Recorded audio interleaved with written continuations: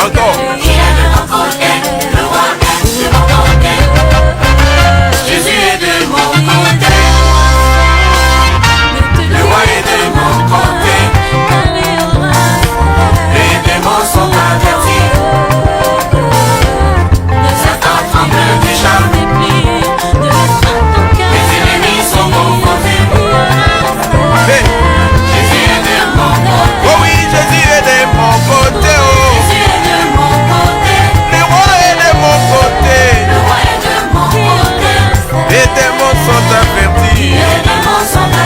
Regardez, Satan tremble déjà. Mes ennemis sont confondus. Parce qu'ils ont compris.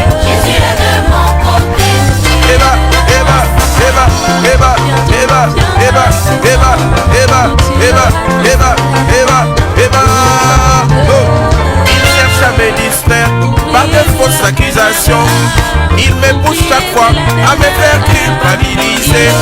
Il cherche à me distraire avec des fausses promesses. Mais moi, je tiens ferme. Wow. Je tiens ferme. Ils ont seulement oublié quelque chose, que Jésus avait déjà payé le prix. Par son sang précieux sur la croix, il m'a libéré. Jésus est de mon côté. Allez,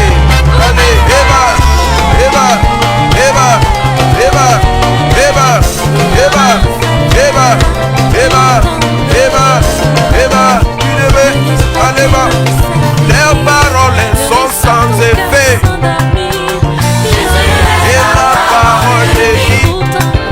Même si vous me jetez dans la fosse au lion, Jésus est le lion de la tribu de Juda. Même si vous me jetez dans le feu, Jésus est le feu dévorant. Même si vous me plongez au fond de l'eau, Jésus est l'eau de vie. Moi, je suis vacciné. Jésus est de mon côté. Moi aussi comme Jésus. Satan m'a amené vers le sauteur, me promettant le monde entier. Si seulement je me prosterne devant lui, qui? Et moi, je tiens ferme.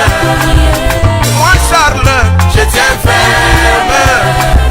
Car celui qui est de mon côté, il tient le monde entier dans ses mains. Je suis en lui, il est aussi en moi. J'ai l'assurance que je suis plus que vainqueur. Au nom de Jésus, Jésus est de mon côté. Le roi est de mon côté.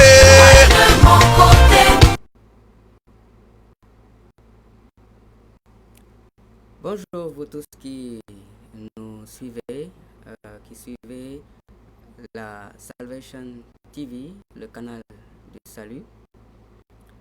Nous sommes le mercredi 23 octobre 2019. Il est 20h12 et nous vous remercions pour votre fidélité et pour votre patience envers nous. Alors nous sommes encore réunis aujourd'hui autour de notre émission Étude de la Bible. La semaine dernière, nous nous sommes entretenus sur le thème d'Israël et par la grâce du Seigneur, nous allons clôturer ce thème aujourd'hui. C'est un thème très vaste et nous aurons l'occasion dans des prochaines émissions de revenir sur beaucoup d'autres aspects que Dieu nous enseigne concernant ce peuple. Et nous nous efforçons à présent de nous donner des bornes. Qu'est-ce que nous entendons par bornes? Voyez-vous, bien-aimés, lorsque quelqu'un voyage, vous imaginez quelqu'un qui voyage, qui s'en va à New York. Il prend un avion à partir de Dakar où nous sommes. La personne sait qu'elle quitte Dakar, elle atterrit à Paris, elle fait Paris, New York. voilà ces bornes, c'est Dakar, Paris, New York. Mais nous savons bien entendu que entre Dakar et Paris, beaucoup de choses peuvent se passer. Il y a beaucoup de détails. Encore pour quelqu'un qui quitte Dakar et qui va en Casamance, pour ceux qui connaissent un peu le Sénégal, vous avez tout de suite dans vos pensées l'idée de faire Dakar, Diamniadio, Mbour, Mbour, Kaolack, disons Banjul, ensuite Banjul, c'est Ziguinchor.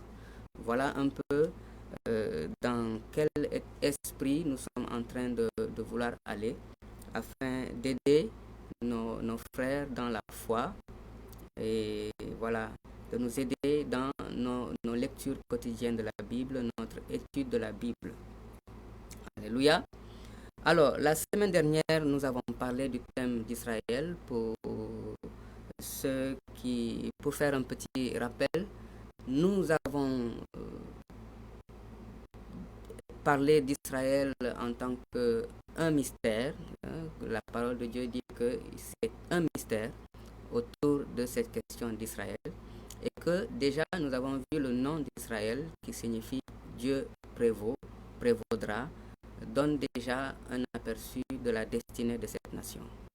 Nous avons aussi vu que Israël est une nation qui est vue par Dieu, qui est programmée par Dieu. Dieu, dans son intention, veut en faire l'aîné des nations, des ethnies, des peuples de la terre.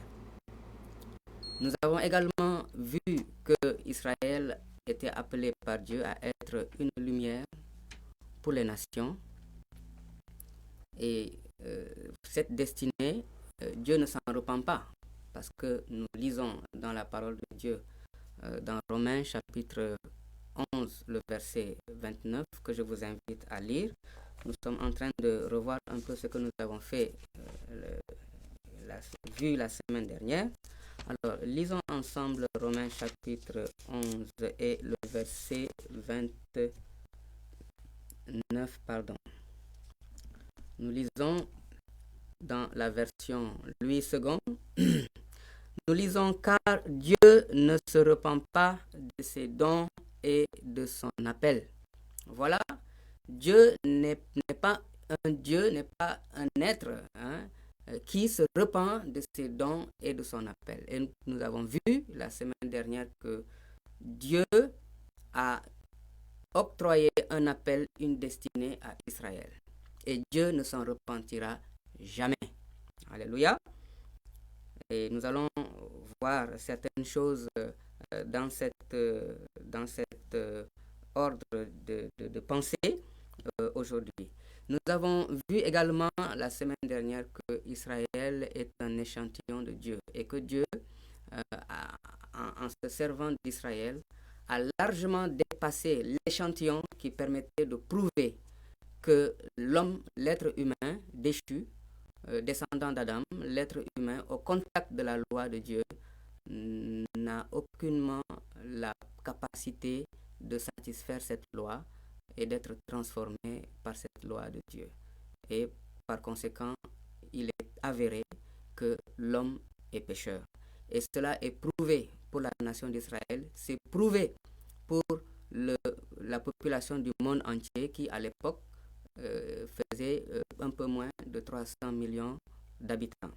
Et cela est encore vrai aujourd'hui. Donc voilà ce que nous avons vu la semaine passée. Et nous voulons poursuivre aujourd'hui.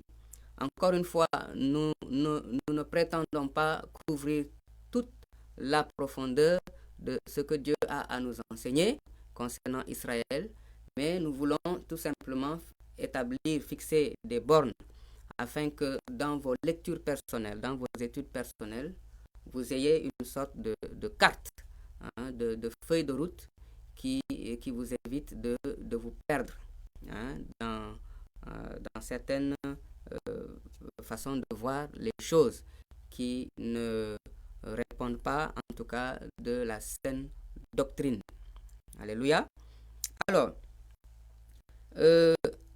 la personne qui nous réunit ici, c'est la personne de Jésus et nous devons faire un effort de nous concentrer sur cette personne. Parce que Jésus lui-même dira à ses disciples que toutes les Écritures rendent témoignage de lui. Voilà. On peut parler d'Israël, on peut décortiquer et découvrir beaucoup de choses, mais là où Dieu souhaite nous amener toujours, c'est de nous amener vers la personne de Jésus-Christ. C'est lui la personne centrale des Écritures. Et quand on parle de quoi que ce soit dans les Écritures, toute chose nous parle de Jésus. C'est ce que Jésus a dit à ses disciples et nous allons le lire dans Luc le chapitre 24, je pense. C'était après sa résurrection. Hein? Luc, Matthieu, Marc. Luc, c'est juste avant Jean. Alors, Jésus qui rencontre les disciples d'Emmaüs dans Luc, le chapitre 24. Jésus a été crucifié et les disciples se cachent dans la chambre haute. Beaucoup sont découragés. Et ici, on est sur l'épisode des disciples d'Emmaüs que le Seigneur Jésus rejoint dans leur marche. Hein, et puis, ils ne l'ont pas reconnu. Et le Seigneur qui s'entretient avec eux.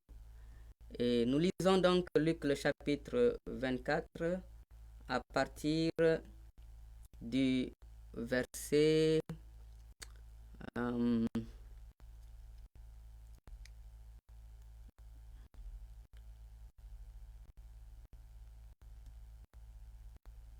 nous lisons à partir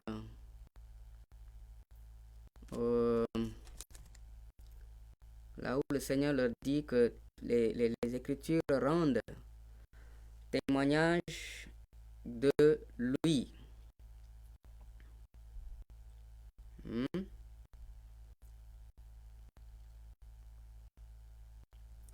Voilà, nous lisons au verset 43, il mangea devant eux.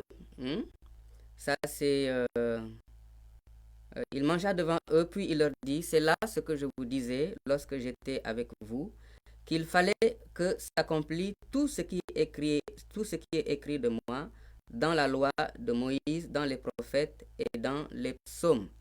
Alors, qu'est-ce que le Seigneur fait? Il leur ouvrit l'esprit afin qu'ils comprissent les Écritures. Et il leur dit, ainsi il est écrit dans les Écritures que Christ souffrirait et qu'il ressusciterait le troisième jour, et que la repentance et le pardon des péchés seraient prêchés en son nom à toutes les nations, à commencer par Jérusalem.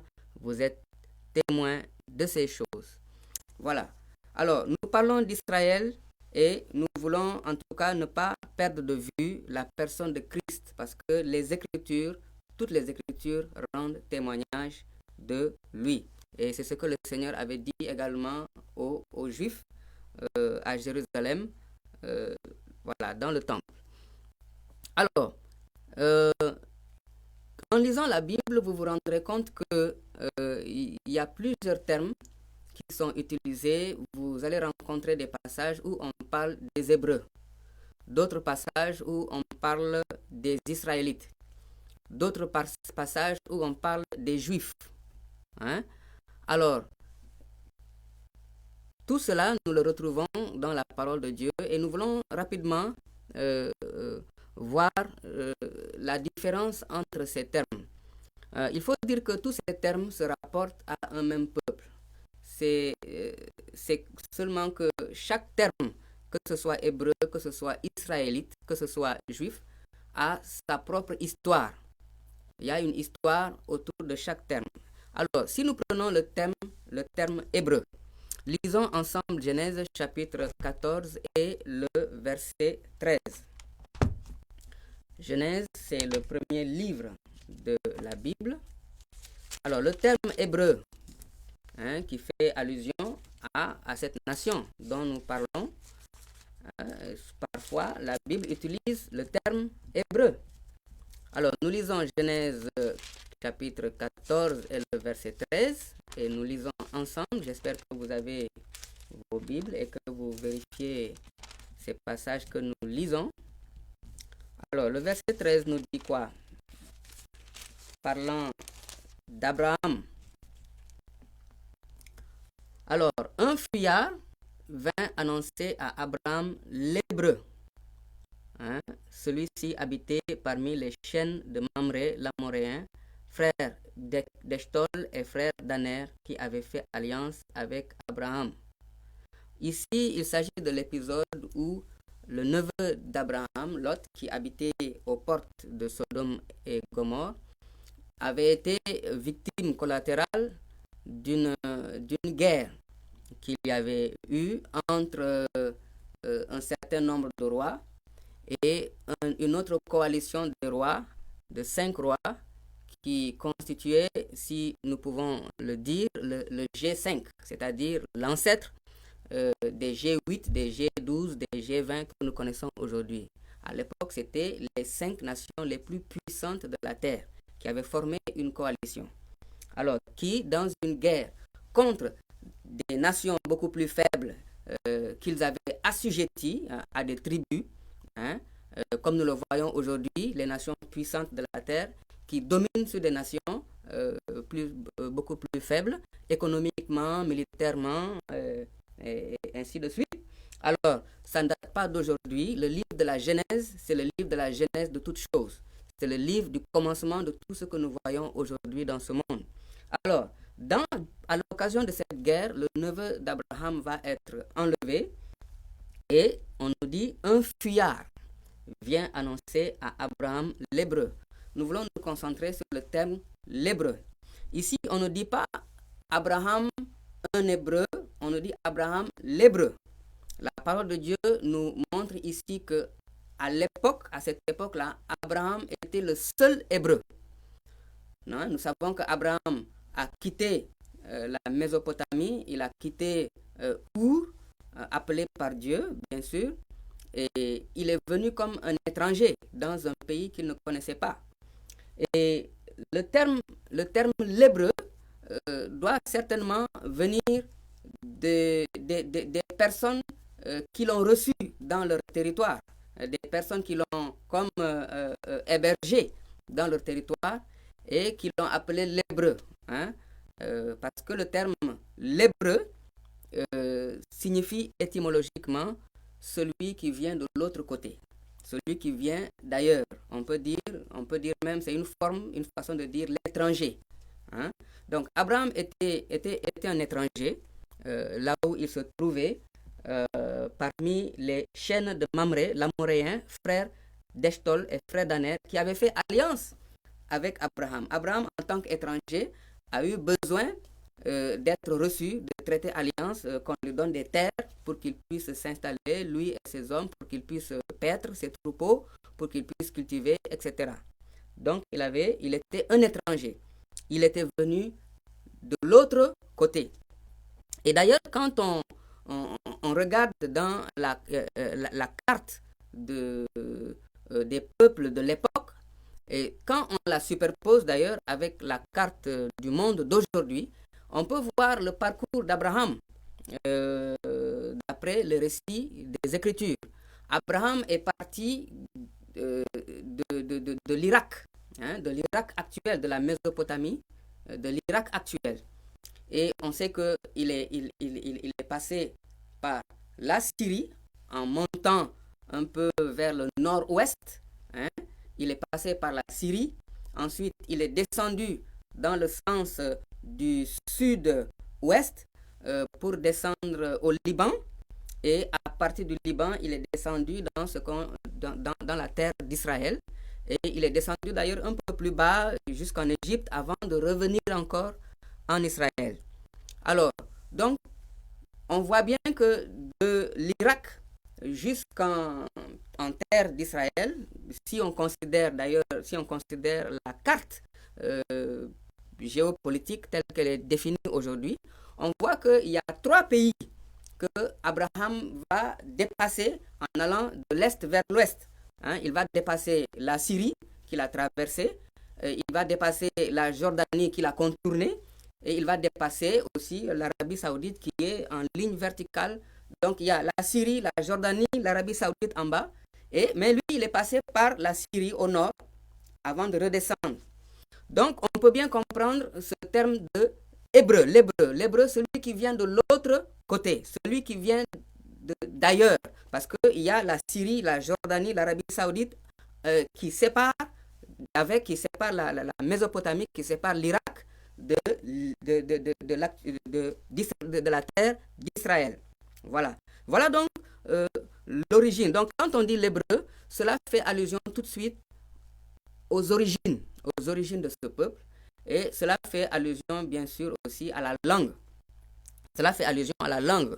Nous voyons que dans le livre de Néhémie, hein, dans le livre de Néhémie, à l'occasion en tout cas du retour du peuple, lorsque Néhémie et d'autres hommes de Dieu travaillaient en tout cas avec l'aide du Seigneur à ramener le peuple vers Jérusalem, à rebâtir le temple, à rebâtir la ville, il y a eu des personnes qui ne parlaient pas la langue, et il a été bien mentionné qu'ils ne parlaient pas la langue l'hébreu. Ils ne pouvaient pas parler l'hébreu parce que, bon, ils sont nés dans la déportation, ils sont nés en terre étrangère, et les circonstances politiques ne leur ont pas permis, en tout cas, d'exceller dans la langue. Donc, quand on dit hébreu, on fait allusion également à la langue.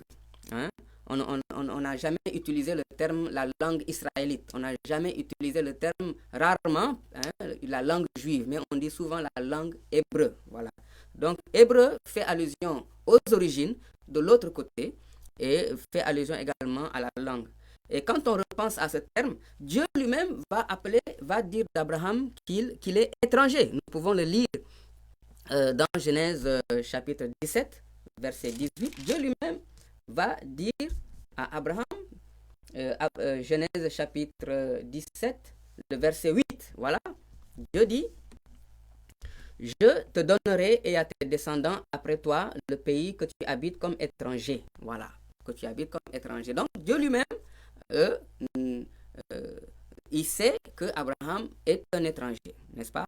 Et voilà, et ce terme hébreu aussi renvoie au fait que de l'appel de Dieu, parce que Dieu nous a appelé Israël, a appelé ce peuple hors d'eux, en commençant par Abraham, il l'a appelé hors d'eux. Et le sens, nous verrons que le sens de l'Église aussi, c'est ce sens d'appeler hors d'eux. Ce sont ceux que Dieu a appelés hors d'eux et qui sont des étrangers. Hein. La Bible dit bien sûr que nous sommes des étrangers et des pèlerins sur la terre, n'est-ce pas? Donc, voilà ce à quoi renvoie un peu ce terme hébreu. Alors, quand on dit Israël, nous connaissons cette histoire de l'expérience, en tout cas, que Jacob, cet homme, a vécu avec Dieu lorsque Dieu a mis sa main sur lui et l'a appelé. Hein. Jacob est le petit-fils d'Abraham, n'est-ce pas? Parce qu'Abraham donna naissance, engendra Isaac, et Isaac engendra Isaü et Jacob. Et c'est Jacob qui recevra la bénédiction d'Abraham et qui ensuite va être le père des 12 princes d'Israël, des 12 princes qui vont être en tout cas le socle sur lequel les 12 tribus d'Israël vont se perpétuer, vont se développer. Donc, Jacob, dans une de ses expériences avec Dieu, Dieu va changer son nom et lui donner le nom d'Israël. Nous lisons cela dans Genèse chapitre 32 et le verset 28, n'est-ce pas? Nous allons le lire. Genèse chapitre 32 et le verset 28. Alors, quand on dit Israël, hein, nous pensons tout de suite à Jacob. Alors, Dieu lui dit, verset 27, quel est ton nom? Et il répondit, Jacob. Il dit encore, c'est Dieu qui parle, ton nom ne sera plus Jacob, mais tu seras appelé Israël, car tu as lutté avec Dieu et avec les hommes, et tu as été vainqueur. Donc, quand on dit Israélite, voilà ce à quoi ça renvoie. Ça nous renvoie au père de la nation, à ce père de la nation d'Israël qui a enfanté, qui a engendré les 12 princes d'Égypte. Voilà, autant pour moi, les 12 princes d'Israël, n'est-ce pas? Et quand on dit juif, le terme juif aussi a son histoire, n'est-ce pas? Et ce terme juif fait allusion à la spiritualité, fait allusion à la religion juive, hein, telle qu'elle est pratiquée. Hein. Alors, Jérémie, nous allons lire Jérémie chapitre 4, verset 1. Jérémie chapitre, je vous propose de lire Jérémie 4 et le verset 1. Qu'est-ce que nous lisons à propos de ce terme de juif? Jérémie chapitre 44, hein? J'ai dit chapitre 4, c'est plutôt le chapitre 44 et le verset 1. La parole fut adressée, nous lisons, à Jérémie sur tous les Juifs demeurant au pays d'Égypte, demeurant à Migdol, à Takpanes, à Nop et au pays de Patros, en ces mots, ainsi par l'Éternel des armées, et ainsi de suite. Alors, donc, la parole est adressée à Jérémie concernant tous les Juifs. Alors, tous ces mots hébreux, juifs, israélites, se rapportent au même peuple.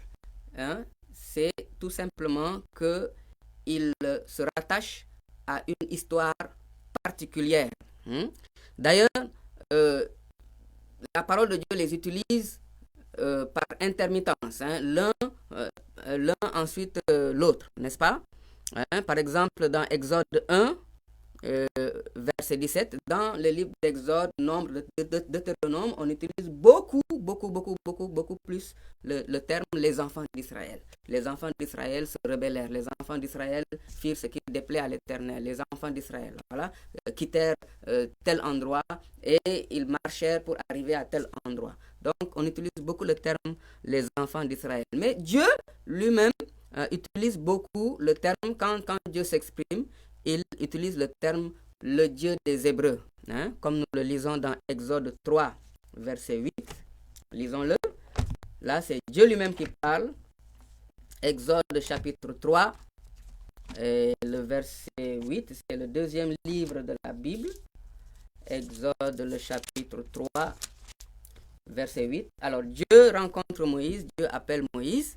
Nous lisons chapitre 3, verset 8 ensemble. Dieu dit, je suis descendu pour le délivrer de la main des Égyptiens et pour faire monter de ce pays dans un bon et vaste pays, dans un pays où coule le lait et le miel, dans les lieux qu'habitent les Cananéens, les Hétiens, les Amoréens, les Phérésiens, les Héviens et les Jébusiens.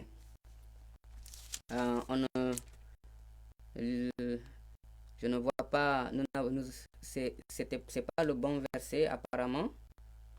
Hein?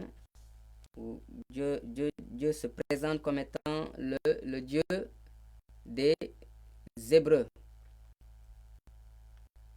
Je suis descendu pour le délivrer de la main des Égyptiens. Chapitre 3 et le verset 8. Ok. C'est autant pour moi le verset 18. Hein? Il y a un 1, le 1 que nous avons omis. Hein? Alors, c'est 18. Ils écouteront ma voix. Ils écouteront ta voix. Hein? C'est Dieu qui parle à Moïse. Il lui dit, ils écouteront ta voix et tu iras, toi et les anciens d'Israël, auprès du roi d'Égypte, n'est-ce pas? Et vous lui direz, l'Éternel, le Dieu des Hébreux, nous est apparu. Voilà. Dieu utilise lui-même ce terme, le Dieu des Hébreux. Et dans Exode chapitre 9 et verset 1, c'est peut-être le deuxième passage que nous allons lire. Exode chapitre 9, verset 1. L'Éternel dit à Moïse, va vers Pharaon et tu lui diras ainsi par l'Éternel, le Dieu des Hébreux. Dieu se présente ici comme le Dieu des Hébreux. c'est-à-dire le Dieu de ceux qu'il a appelés de l'autre côté. Le Dieu de ceux qu'il a appelés comme des étrangers sur cette terre, comme des pèlerins, comme des voyageurs.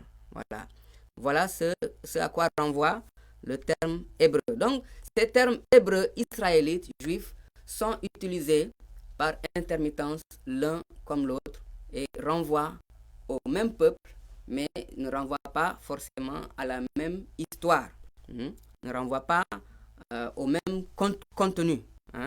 Ils renvoient au même peuple. Le terme juif renvoie beaucoup plus à la spiritualité. Et l'apôtre Paul dira dans l'épître aux Romains que le juif, ce n'est pas celui qui en a les dehors, c'est-à-dire qui a la marque de la circoncision, la marque de son alliance avec Dieu de façon extérieure, et que la circoncision n'est pas celle qui est faite par les hommes, mais c'est plutôt le juif, c'est celui qui est à l'intérieur. Et la circoncision, c'est celle du cœur. Vous voyez donc, quand on parle de juif, on renvoie tout de suite à la spiritualité. Alléluia. Alors, chaque mot a son histoire, mais désigne le même peuple. Alors, nous avons dit tout à l'heure que les Écritures rendent témoignage de Christ, n'est-ce pas? Et Christ lui-même a dit ces paroles. Il a dit, vous sondez les Écritures, et c'est elles qui rendent témoignage de moi. Tout à l'heure, nous avons cherché ce passage dans Luc, mais je me rends compte que ce passage se trouve dans l'évangile de Jean, là où le Seigneur, en tout cas, avait de vives discussions avec les Juifs. Alors, qu'est-ce que ce terme d'Israël qu'est-ce que Christ, comment est-ce que nous voyons Christ dans ce terme d'Israël? Nous avons vu que dans Genèse, le chapitre 4, que Dieu lui-même a dit que Israël est mon fils. Et que dans d'autres passages de la Nouvelle Alliance, du Nouveau Testament, je pense dans l'évangile de Luc, le Seigneur dit que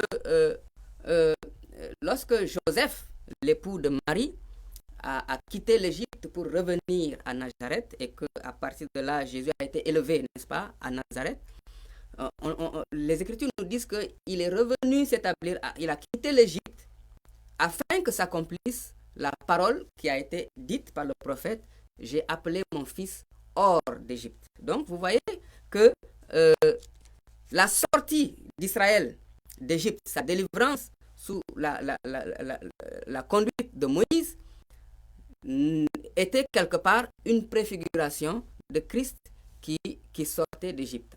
C'est pourquoi nous disons encore une fois que les Écritures, comme Christ lui-même l'a dit de sa propre bouche, rendent témoignage de Christ. Les Écritures rendent témoignage de Christ. L'histoire d'Israël, le fait que Israël soit le fils de Dieu, le fils aîné de Dieu, renvoie à Christ qui est le fils, qui fut le fils unique de Dieu et qui maintenant a, par l'adoption que Dieu a octroyée aux hommes, l'adoption à travers Jésus-Christ, il est devenu l'aîné, il est devenu l'aîné parmi plusieurs frères, n'est-ce pas? Et c'est de la même manière que nous avons vu cela concernant Israël. Alors, lisons ensemble Éphésiens chapitre 2, les versets à partir du verset 14. Nous allons lire du verset 14 à 20 dans l'épître de Paul aux Éphésiens.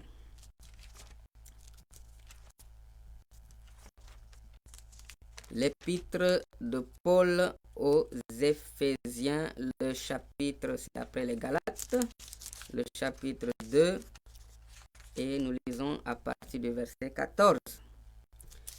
Ici, on nous parle de Christ, n'est-ce pas? À partir du verset 14, nous lisons « Il est notre paix », c'est-à-dire Christ. C'est à lui que nous devons d'avoir la paix avec Dieu, n'est-ce pas? Il est notre paix, lui qui des deux n'en a fait qu'un. Nous continuons la lecture. Et qui a renversé le mur de séparation. Ici, il dit Christ des deux n'en a fait qu'un. et nous allons voir ces deux-là, c'est qui sont ces deux. Et comment est-ce qu'il il les a réunis? Il a renversé le mur de séparation. Il y a ici deux peuples qui étaient antagonistes, n'est-ce pas? Et Christ en a fait un, il a renversé le mur qui les séparait. Nous continuons, verset 15.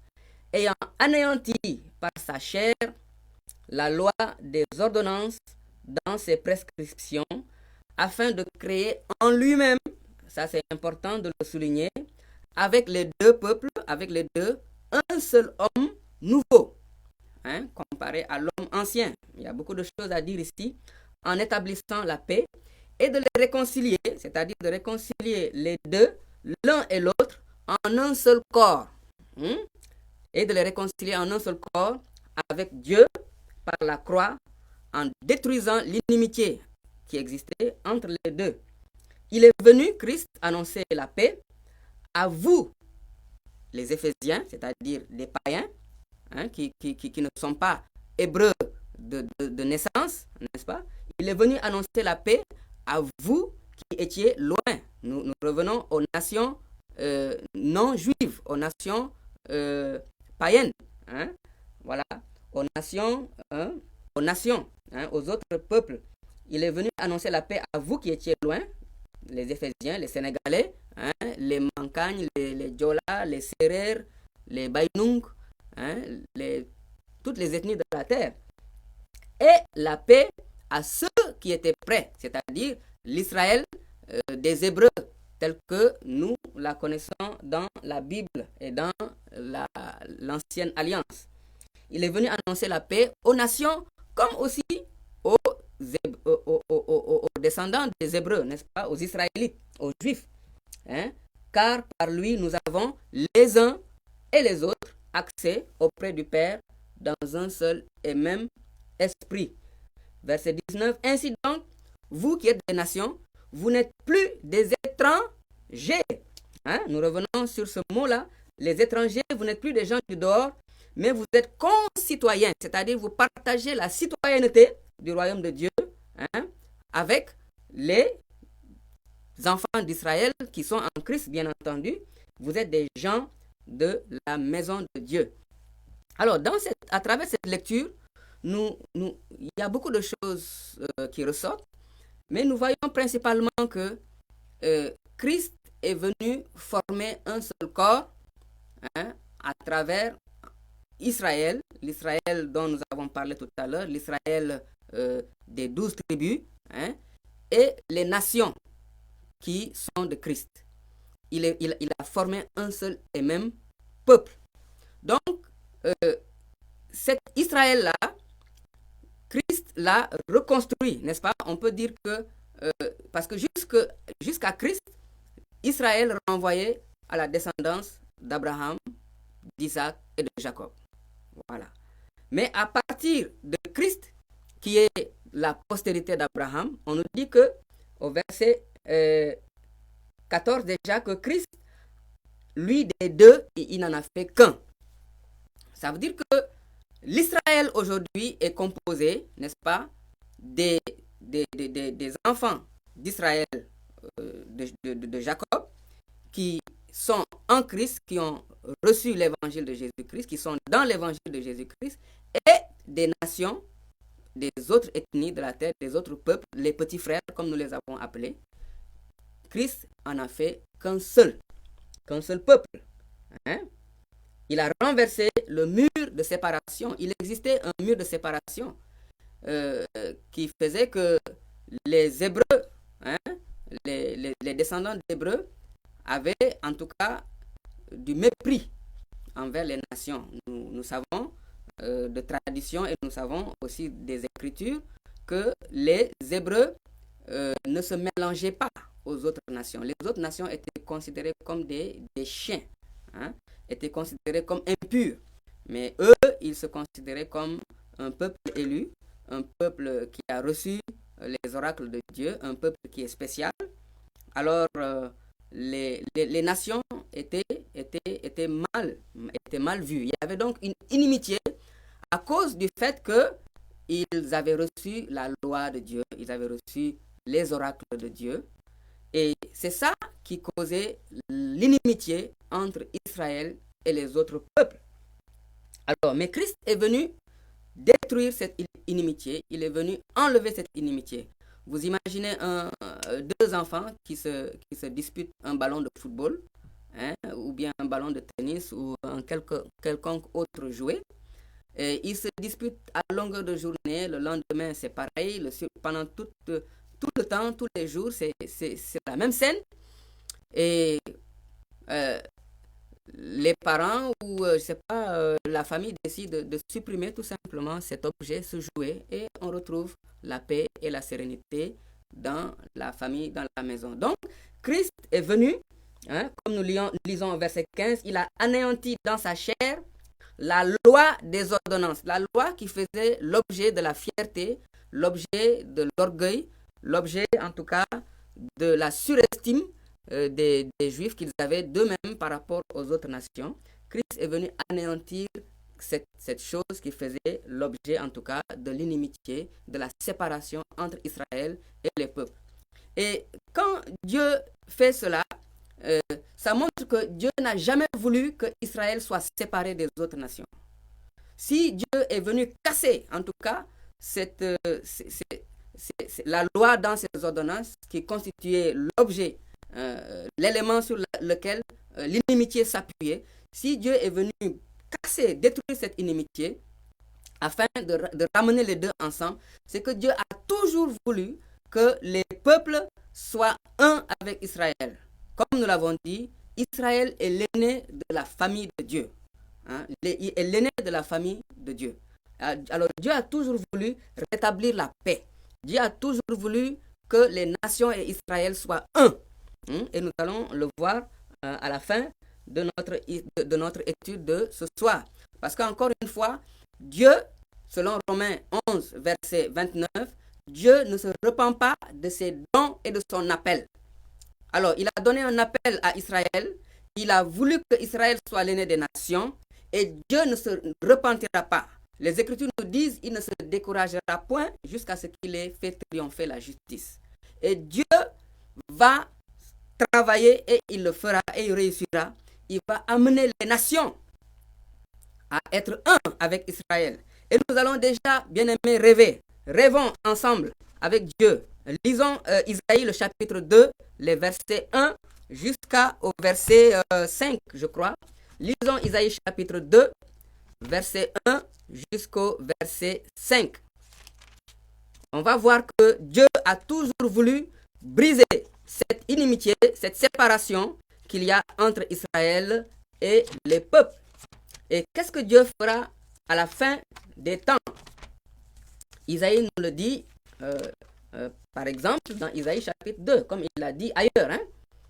Nous lisons dans Isaïe le chapitre 2, versets 1 à 5.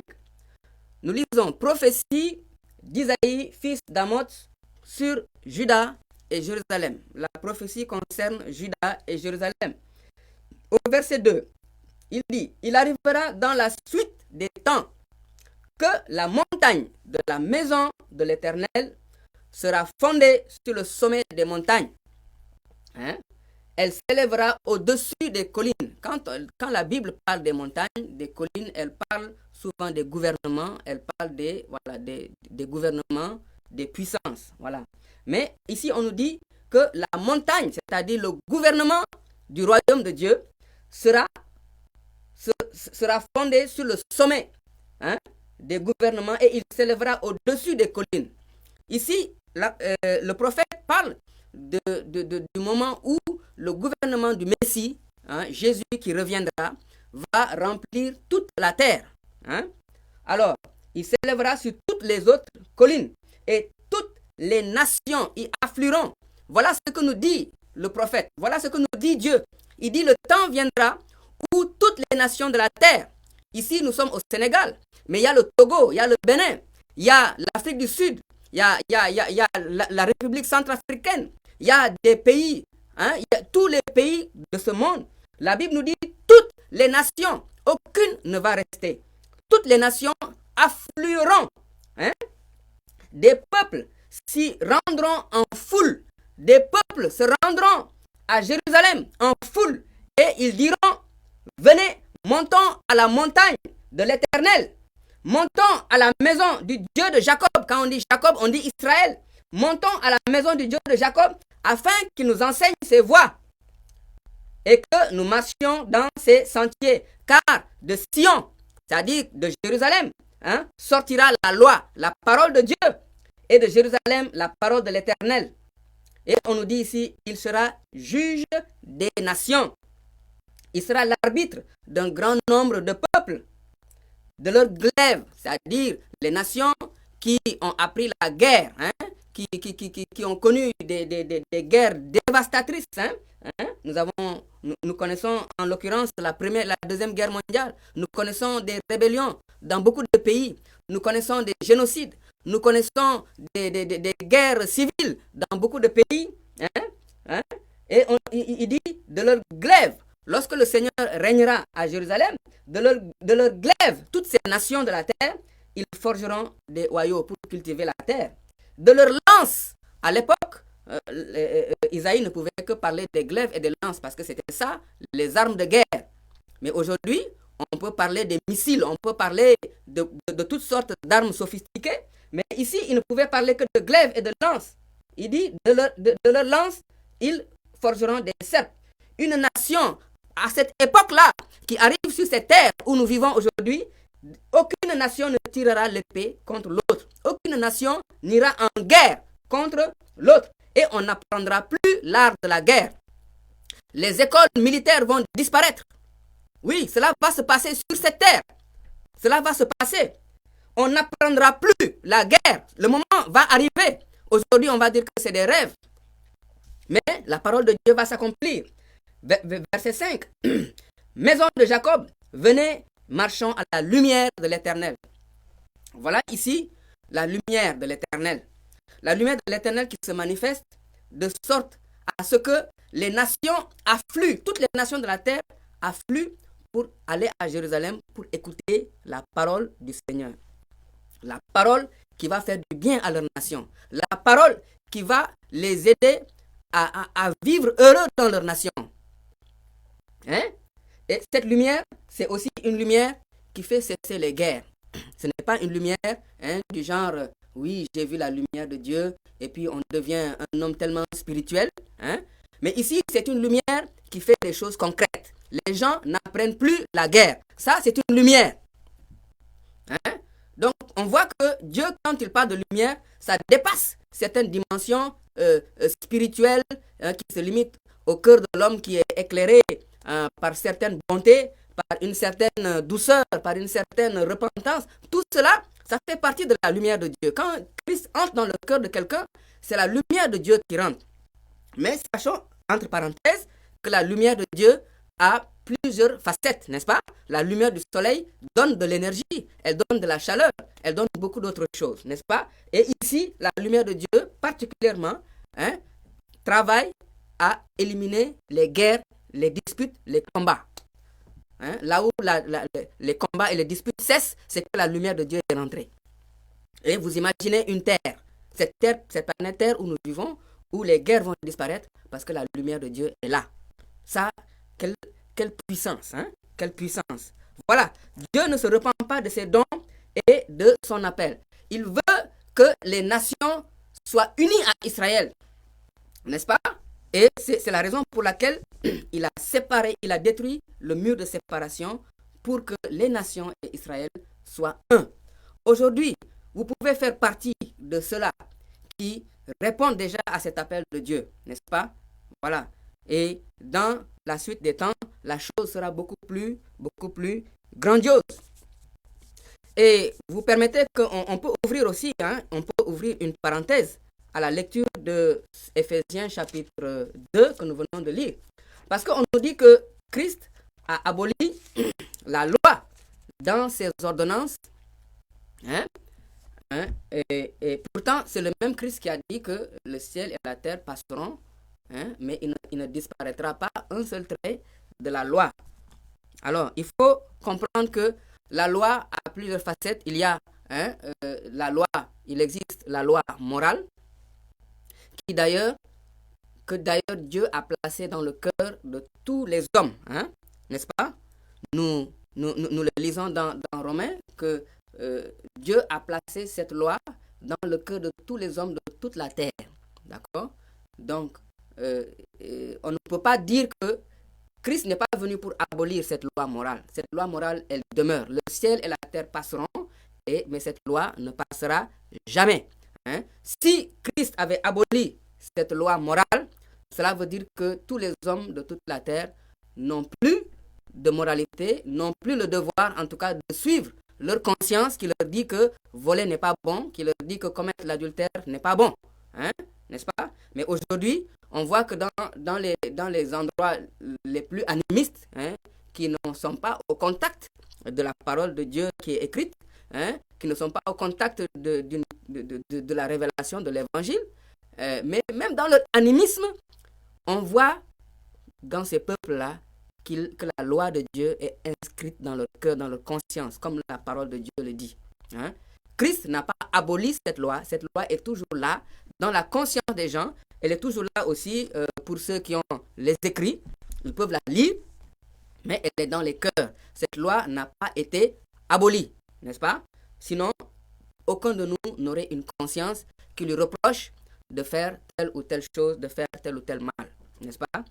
Mais Christ a aboli la loi cérémonielle, la loi des cérémonies, la loi du culte. Parce que, comme nous le lisons dans Hébreu, le chapitre 7, je crois, où il nous est dit que puisqu'il y a changement de prêtrise, hein, il y a changement de loi. Puisqu'il n'y a plus de temple, le temple de Jérusalem n'existe plus, ben, il y a plus de ce temple a été aboli et remplacé par le temple céleste, n'est-ce pas? Donc, il n'y a plus ces lois qui concernent les sacrifices, hein, les sacrifices d'action de grâce, les sacrifices de culpabilité, les sacrifices d'offrande de paix, et tous ces sacrifices que nous lisons sous l'ancienne alliance, ils ont été remplacés. Christ a offert à Dieu le sacrifice parfait, hein, qui réunit tous ces sacrifices-là en un seul. Christ a accompli ce sacrifice. Donc, on n'a plus besoin de suivre certains rites. D'ailleurs, le temple lui-même n'existe plus. C'est nous-mêmes, les croyants en Christ, qui sommes le temple du Saint-Esprit. Voilà. Donc, la prêtrise ayant changé, le sacrificateur a changé, le temple a changé, donc tout a changé. La loi cérémonielle telle que nous la voyons écrite sous l'ancienne alliance n'est plus d'actualité, n'est-ce pas? Voilà. Et aussi, il y a la loi qui régissait l'ordre dans la société. Voilà. Cette loi, elle concernait seulement le peuple juif, qui était appelé, au travers de cette loi, d'être un exemple, un modèle, une lumière pour les nations. Mais cette loi a été, en tout cas, abolie également par Christ, puisque Israël, d'une part, a été dispersé, et puisque aussi, comme nous l'avons vu, Israël a été refait, n'est-ce pas? Christ des deux n'en a fait qu'un. Voilà une nouvelle Israël que Christ établit, que Christ met en place, n'est-ce pas? Et nous pouvons ouvrir une parenthèse pour dire que qui est Christ pour se permettre le pouvoir d'abolir la loi, hein?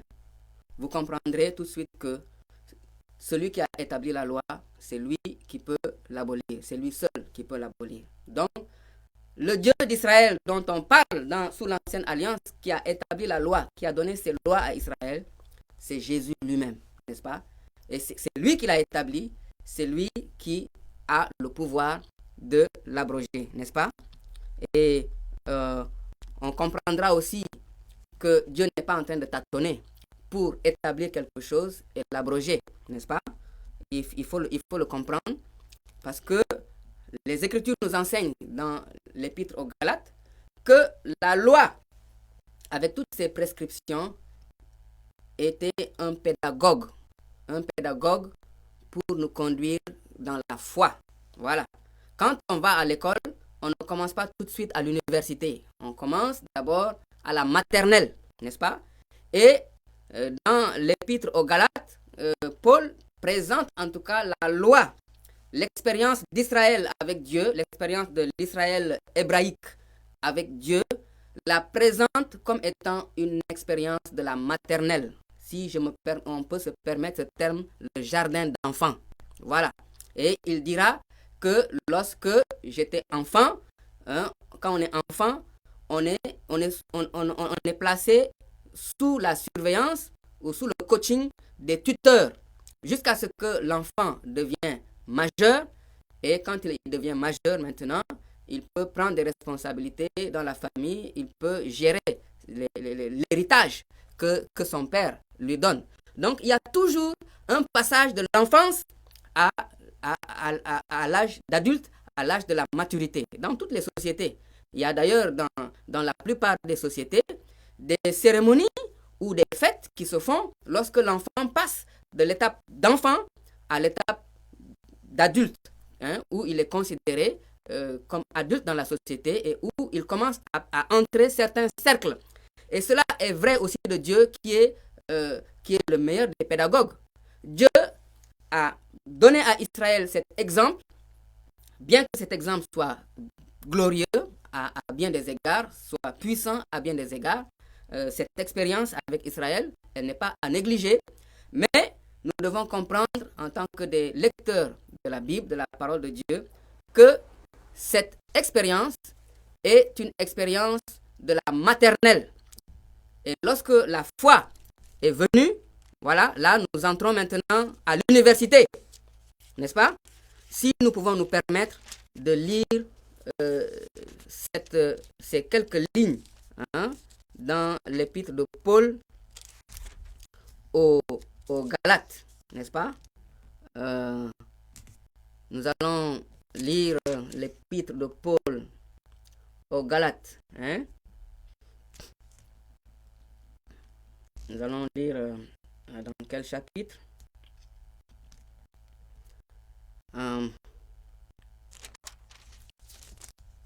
Ok. Voilà.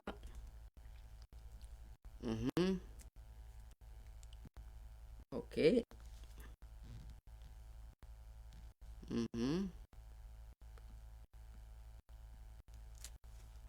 Ok. Ben, on est en train de chercher, hein, parce que c'est des passages que nous n'avons pas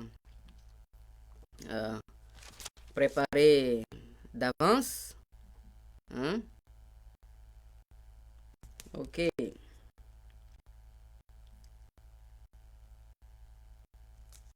Nous sommes dans l'épître de Paul aux Galates.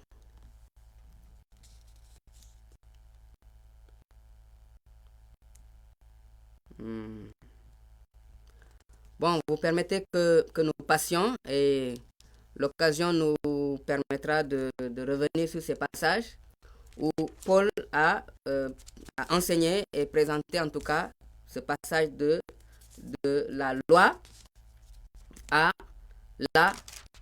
la foi, n'est-ce pas? Voilà. Alléluia.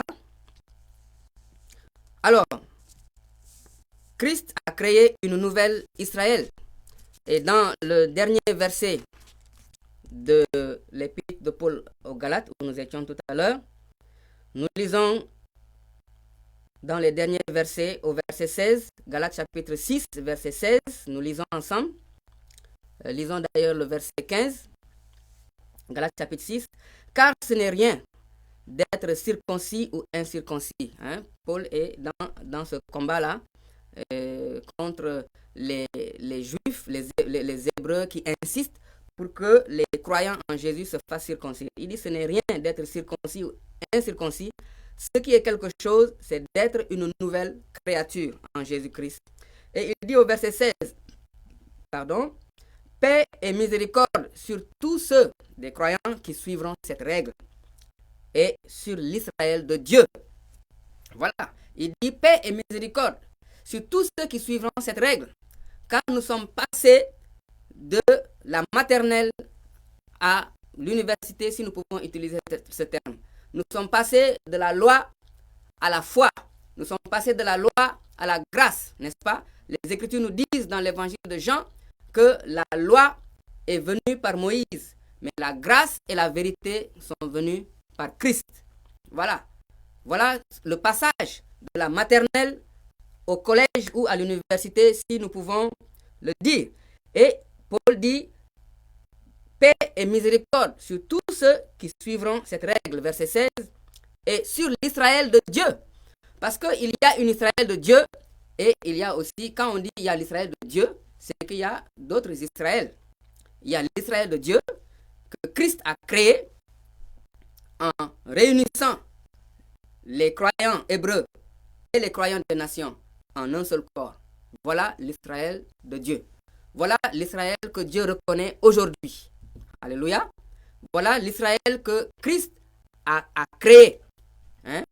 Christ étant lui-même Dieu, parce qu'il ne pouvait pas être, il ne peut pas prétendre abolir la loi si ce n'est pas lui-même qui l'avait établie. Il ne peut pas abolir la loi cérémonielle et la loi sociale, hein, la loi pour l'ordre social. Il ne pouvait pas l'abolir en Israël si ce n'était pas lui-même qui l'avait établi. Et il ne pouvait pas aussi réunir Israël et les nations si lui-même il n'est pas Dieu qui a créé Israël et les nations. Hein? Ça, c'est une parenthèse sur la divinité de Jésus-Christ et sur son sañ-sañ, comme on le dit, on peut le dire en langue wolof ici au Sénégal. Voilà, il y a donc l'Israël de Dieu et l'Israël des hommes, n'est-ce pas? Parce que des hommes ont créé leur Israël. Des hommes diront, vous allez rencontrer des personnes qui vous diront que Dieu a rejeté l'Israël descendante des 12 tribus, il les a rejetés et il a embrassé les nations. Donc, les nations ont remplacé Israël. C'est ce que beaucoup d'enseignants de la parole de Dieu appellent la doctrine du remplacement. Pour eux, les nations qui sont en Christ, hein, ont remplacé l'Israël de l'ancienne alliance telle que nous la lisons dans les Écritures. Mais nous savons que cela est faux, parce que nous venons de lire dans Éphésiens que l'Israël que Jésus-Christ a formé est composé des Juifs qui sont en Christ et des nations qui sont en Christ que Dieu a réunis en un seul corps. Voilà l'Israël que Dieu reconnaît. Dieu ne reconnaît pas tout autre Israël, ce n'est pas l'Israël de Dieu. Hein? Donc il y a cet Israël de Dieu et il existe les gens qui se créent leur propre Israël, n'est-ce pas? Mais nous savons, retenez bien aimés dans vos lectures, dans vos recherches, que la seule Israël que Dieu reconnaît, c'est l'Israël qui est composé de tous ceux qui sont en Christ. Qu'ils soient hébreux ou qu'ils soient des nations, c'est l'Israël que Dieu reconnaît. Ça, c'est l'Israël de Dieu. Le reste, c'est les Israël des hommes, n'est-ce pas? Alléluia. Et nous allons voir que qu'est-ce que maintenant Dieu va faire de la première Israël, c'est-à-dire de l'Israël physique, hein, qui vit, qui est établi aujourd'hui en terre de Palestine, tel que nous le savons. Qu'est-ce que Dieu fait de cet Israël? Lisons ensemble Romains 11, les versets 1 et 2. Ça, c'est le verset que nous avons lu au commencement de notre étude. Romains, le chapitre 11, versets 1 et 2. Nous allons le relire. Ça a été notre toute première lecture dans cette étude. Romains 11, verset. Autant pour moi, nous avons commencé avec Romains 11, 25. Lisons versets 1 et 2 de Romains 11. Nous lisons. Je dis donc, Dieu a-t-il rejeté son peuple? Nous parlons ici de l'Israël physique, hein, de l'Israël descendante d'Abraham, d'Isaac et de Jacob et des 12 tribus, n'est-ce pas? Dieu a-t-il rejeté son peuple? Il dit loin de là, jamais. Car moi-même, je suis aussi israélite de la postérité d'Abraham, de la tribu de Benjamin. Paul dit, je suis la preuve que Dieu n'a pas rejeté son peuple, puisque Dieu a mis la main sur lui.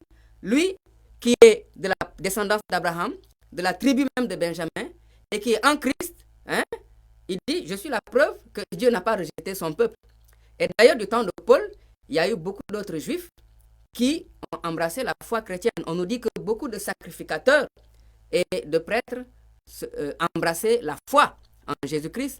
Eh bien, il y a bien entendu ceux qui l'ont rejeté, ceux qui ne l'ont pas accepté, mais il y a beaucoup parmi les prêtres, parmi les leaders qui ont embrassé la foi en Yeshua le Messie. Verset 2. Dieu n'a point rejeté son peuple qu'il a connu d'avance. Bien-aimés, voyez le Dieu qui a une vision.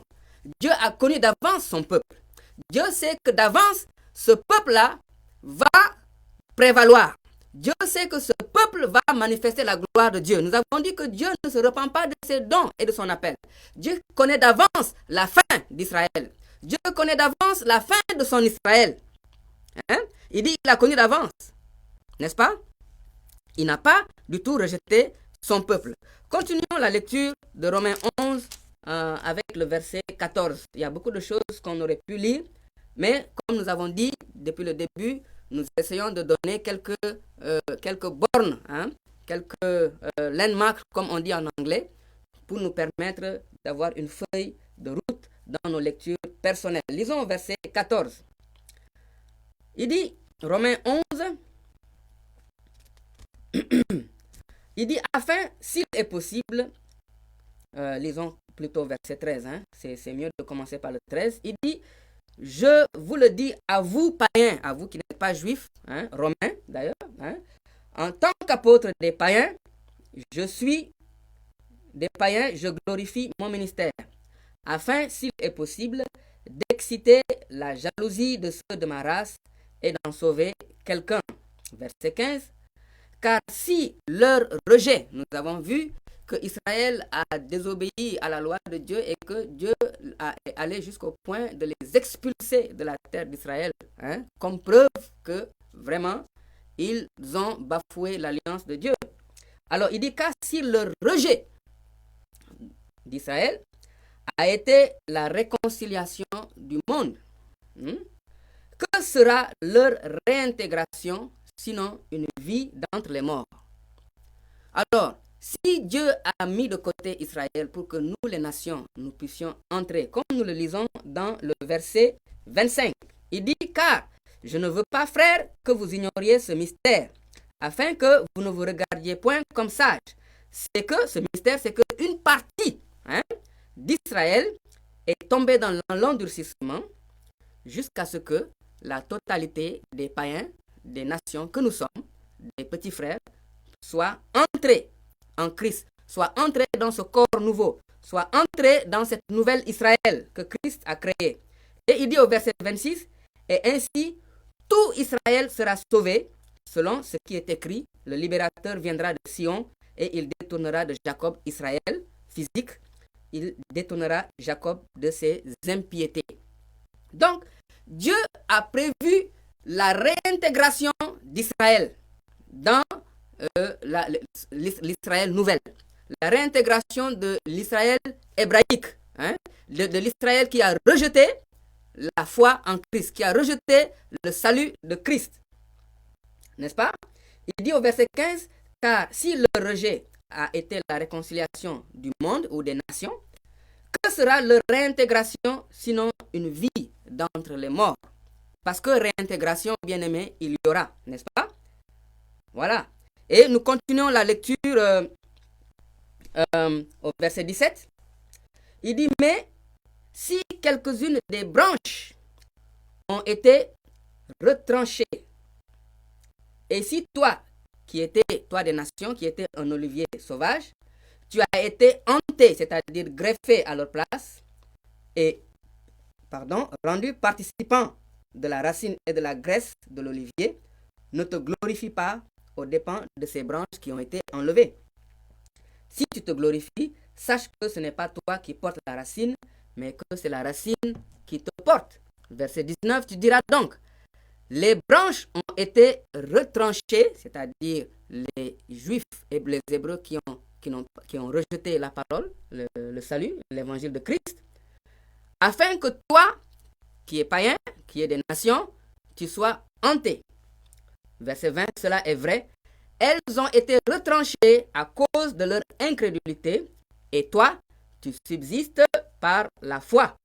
Ne t'abandonne pas à l'orgueil, mais crains, car si Dieu n'a pas épargné les branches naturelles, il ne t'épargnera pas non plus. Voilà. Voilà ce passage qui nous donne sous façon imagée, mais sous façon prophétique aussi, parce que l'œil de Dieu voit les choses d'une certaine manière. Et il dit que Israël est un olivier naturel qui était déjà branché, hein, est une branche. Ce sont des branches qui sont déjà dans l'olivier de façon naturelle. Ils ont été appelés par Dieu depuis les origines. Et c'est eux qui ont reçu les oracles de Dieu. C'est eux qui ont reçu le culte. Hein? C'est eux qui ont reçu la parole de Dieu, n'est-ce pas? Et donc, ils sont de nature, en tout cas, branchés à l'olivier. Et nous, qui sommes des nations, nous étions des oliviers ici sauvages. Mais nous avons été greffés, hein, lorsque les branches rebelles ont été enlevées. Les branches rebelles qui n'ont pas reçu la parole. Et comprenez, lorsqu'on parle d'olivier, n'est-ce pas? L'olivier fait allusion à une place d'honneur. Hein, une place d'honneur. Vous connaissez cet épisode dans les Écritures où le peuple d'Israël était à la recherche d'un roi. Nous lisons cette histoire dans les Juges. Hein? Nous lisons cette histoire dans les Juges. Alors, ils étaient à la recherche d'un roi et quelqu'un a d'une façon imagée, présenté la chose de cette manière. Je paraphrase. Il dit que les arbres de la forêt étaient à la recherche d'un roi. Elles sont allées voir l'olivier pour lui demander d'être roi à leur tête, n'est-ce pas?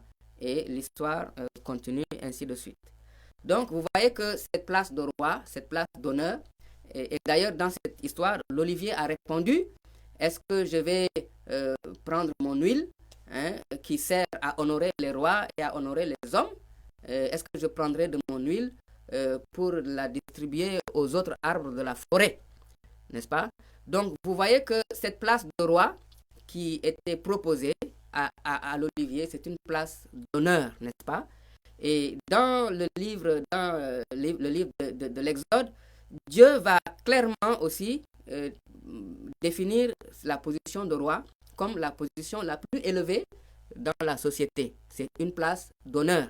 Dieu dira que l'Égypte a été frappée depuis le fils du roi qui est sur son trône jusqu'au fils du prisonnier qui était dans sa cellule. Donc, on voit ici que Dieu a établi il y a une hiérarchie d'honneur dans la société. Et la place d'honneur la plus élevée, c'est la place de roi, n'est-ce pas? Et la place la plus humiliante, hein, c'est la place des prisonniers. Hein?